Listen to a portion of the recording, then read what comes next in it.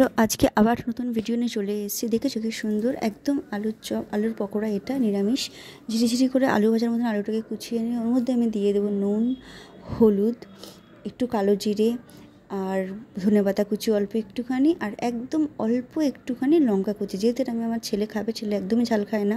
তোমরা যদি এটা ঝালটা খাও তো তোমরা লঙ্কাটা বেশি দিতে পারো বা শুকনো লঙ্কার গুঁড়ো ইউজ করতে পারো, তাহলে আরও বেশি টেস্টি হবে। এটা চলো এবার বেসন আর একটু চালের গুঁড়ো দিয়ে ভালোভাবে মেখে নেব। এটা নীল ষষ্ঠীর দিনকের ভিডিও ছিল। যেহেতু আমার ছেলে ডাল দিয়ে ভাত খাবে, ও তো অনেক ছোট, তোর জন্য আমি এই পকোড়াটা বানিয়ে দিয়েছিলাম। ও খুব ভালো খেয়েছে। এটা ভালো করে মেখে নেব। বেসন দিয়ে জলটা বেশি হয়ে গেছে বলে আমি বারবার বেসন নিয়ে নিয়ে ওটা আরও ভালো করে মাখছিলাম। আর চালের গুঁড়ো দিয়ে জিনিসটা ভালো করে শুকনো শুকনো মতন মেখে নেব। নিয়ে এবার আমি এটাকে 10 মিনিট মতন রেখে দেবো। রেখে দিয়ে কড়াইতে তেল গরম করে নেব।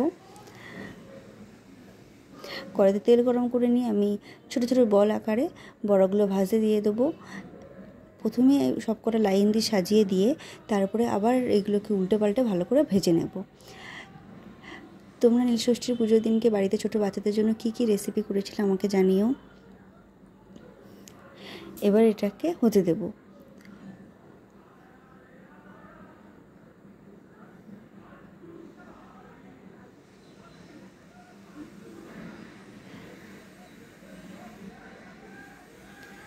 দেখো একটা দিক হয়ে গেছে, আমি এবার এটাকে উল্টে দিয়েছি। এটাকে উল্টে পাল্টে ভালোভাবে লাল লাল করে ভেজে নেওয়া অবধি অপেক্ষা করব। আর এতে আলুটাও খুব সুন্দর সেদ্ধ হয়ে যাবে। দেখেছো ভাজাটা হয়ে গেছে। আমি এবার পকোড়াগুলো নামিয়ে নিচ্ছি। তোমাদের ভিডিওটা ভালো লাগলে অবশ্যই like, comment, share and subscribe করো। দেখেছো লাল লাল কি সুন্দর পকোড়া কম সময়। পুরো ভিডিওটা দেখার জন্য অনেক ধন্যবাদ।